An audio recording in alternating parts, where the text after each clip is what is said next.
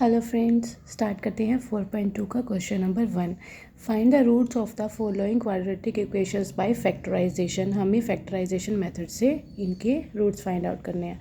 मैंने आपको डेमो वाले वीडियो में बताया था कि एक्स स्क्वायर का कोफिशिएंट और कांस्टेंट टर्म को मल्टीप्लाई करके जो नंबर आता है उसके हमें एलसीएम लेना होता है, जिससे हम इसके रूट्स फाइंड आउट करते हैं। अब एक्स स्क्वायर का कोफिशिएंट जो है यहाँ पर 1 है और यहाँ पर कांस्टेंट टर्म है 10। तो हमें क्या करना होगा, हमें 10 के फैक्टर बनाने होंगे। 10 का हम एलसीएम ले लेते हैं और बीच वाली टर्म को प्लस माइनस करके क्या आना चाहिए, -3 आना चाहिए। तो पहली टर्म हम एज इट इज़ लिखेंगे। अब 2 और 5 इन दोनों को माइनस करके 3 आता है, तो हमें 2x और 5x को ऐसे अरेंज करना है कि उसे सॉल्व करके -3 आए। तो एक तो आएगा -2x और एक आएगा 5x। अब -3 चाहिए, तो यानी कि ये तो हमारा प्लस का होना चाहिए और ये माइनस का होना चाहिए। अब ऊपर वाला -10 एज इट इज़। इसको जब हम सॉल्व करेंगे तो -3 आएगा, यानी कि हमने बिल्कुल सही लिखा है।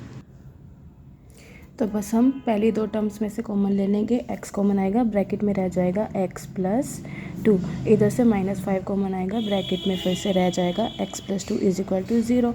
अब हम क्या देखेंगे, इसमें फिर से x + 2 कॉमन आ रहा है, तो हमने ये कॉमन ले लिया और रह गया क्या, x - 5 = 0। जब हम इन दोनों को अलग अलग x + 2 = 0 लिखेंगे तो हमारे पास x की वैल्यू आएगी -2, और जब हम x - 5 को 0 के इक्वल रखेंगे तो हमारे पास x की वैल्यू आएगी 5। तो इसके रूट्स हमने क्या निकाल लिए, देयरफॉर रूट्स आर -2 एंड 5। इसी तरीके से हम ये वाला क्वेश्चन सॉल्व करेंगे। एक्स स्क्वायर का कोफिशिएंट है 2 और कांस्टेंट टर्म है 6। तो 2 6 का क्या होता है, 12 होता है। हमें 12 के फैक्टर्स बनाने हैं। 2 की टेबल में 6 पर आता है, 2 3 = 6 एंड देन 3 1 = 3। तो हमने क्या करना है, 2x² एज इट इज़ आएगा। अब हमें 12 के ऐसे फैक्टर बनाने हैं इसको प्लस माइनस करके 1 आए। तो हम क्या देखते हैं, 2 2 = 4, 4 3 = 12, और 4 और 3 को माइनस करके क्या आता है, 1। तो बस इसे हम लिख देंगे 4x - 3x - 6 एज इट और = 0। इसे सॉल्व करके +x आएगा, तो हमने बिल्कुल सही लिखा है। तो अब पहली दो टर्म्स में से कॉमन लेते हैं, 2x, x + 2 रह जाएगा, इधर से -3 कॉमन आ जाएगा और इधर भी सेम टू सेम टर्म आ जाएगी। हमने नोट किया कि ये वाली जो टर्म्स होती हैं ब्रैकेट वाली, ये हमेशा सेम आती हैं। फिर से हम इसमें x + 2 कॉमन लेंगे और 2x - 3 रह जाएगा = 0। अब हम क्या करेंगे, इसको अलग अलग 0 के इक्वल लिख देंगे। ये इधर से x की वैल्यू आ जाएगी -2 और 2x - 3 = 0 है, यानी कि 2x किसके इक्वल होगा, +3 के इक्वल, और x की वैल्यू उधर से क्या आ जाएगी, 3/2। तो हमारे दो रूट्स क्या आ गए, -2 और एक 3/2। आइए अगली टर्म में चलते हैं। इसको मल्टीप्लाई करेंगे इससे, 5 को 5√2 को मल्टीप्लाई √2 से। हमें पता है √2 और √2 को मल्टीप्लाई करके क्या आता है, 2, यानी कि 5 × 2 = 10। अब हम क्या करेंगे, 10 के फैक्टर बनाएंगे। सिंपल है, 2 5 = 10 और 5 1 = 5। तो हम क्या करेंगे, पहली टर्म एज इट इज़, 10 के फैक्टर जिसको प्लस माइनस करके 7 आए। सिंपल है, 2 और 5 ही बनता है। इसमें से हम 2x लिख देते हैं और इसे 2x + 5x लिख देते हैं। बाकी सारी टर्म्स एज इट इज़। इधर से हम क्या देखेंगे, हमें पता है 2 को हम क्या लिख सकते हैं, √2 × √2। तो इधर से हम √2x कॉमन ले लेंगे, ब्रैकेट में रह जाएगा, इधर से x बचेगा और इधर से √2 बचेगा। इधर से हम क्या करेंगे, 5 कॉमन ले लेंगे, ब्रैकेट में रह जाएगा x + √2 = 0।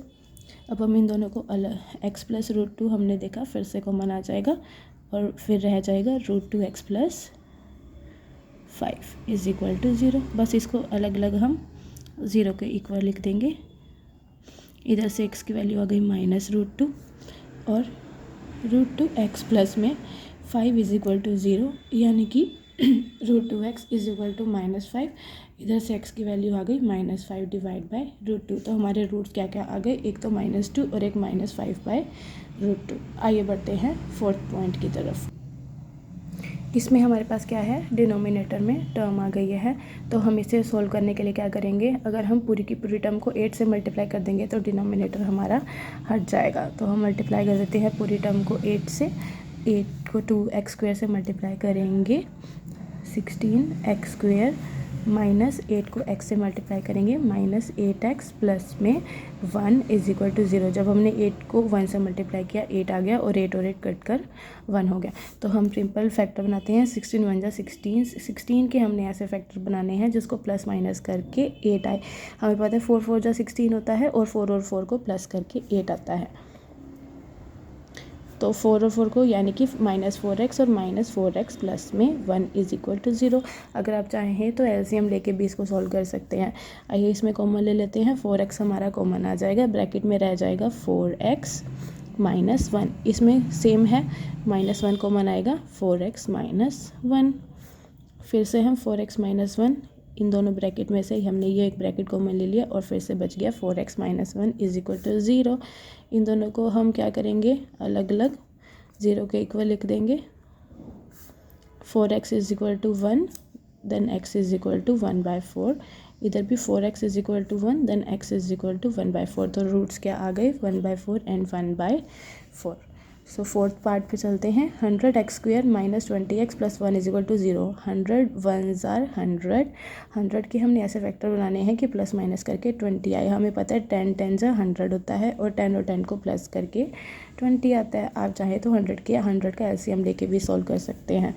100x² -20x कैसे आएगा, -10x और -10x, ताकि माइनस माइनस प्लस हो जाए तो हम प्लस करके हमारे पास -20 आए। बाकी +1 एज इट इज़। इसमें से हम क्या करेंगे, 10x हमारा कॉमन ले लेंगे, ब्रैकेट में आ जाएगा 10x -1। इधर से -1 कॉमन आएगा, 10x -1। इसमें क्या था, कुछ भी कॉमन नहीं आ रहा था तो हमने -1 कॉमन ले लिया। फिर से जो ब्रैकेट आई है हमारी सेम ही आती है, 10x -1 और बच गया क्या, 10x -1 इज इक्वल टू 0। तो हम क्या करेंगे, बस सिंपल ऊपर वाले क्वेश्चंस की तरह इन दोनों ब्रैकेट वाले टर्म्स को अलग अलग हम 0 के इक्वल लिख देंगे। तो इधर 10x is equal to 1, x is equal to 1/10। इधर भी same 10x is equal to -1, right hand side जाकर +1 हो जाएगा और x की वैल्यू आ जाएगी 1/10। तो ये जो हमारे थे 1/10 और 1/10 इसके रूट्स आ गए। होप आप लोगों को ये क्वेश्चन समझ में आ गया होगा। प्लीज़ वीडियो को लाइक शेयर और सब्सक्राइब करना बिल्कुल मत भूलें। Thank you.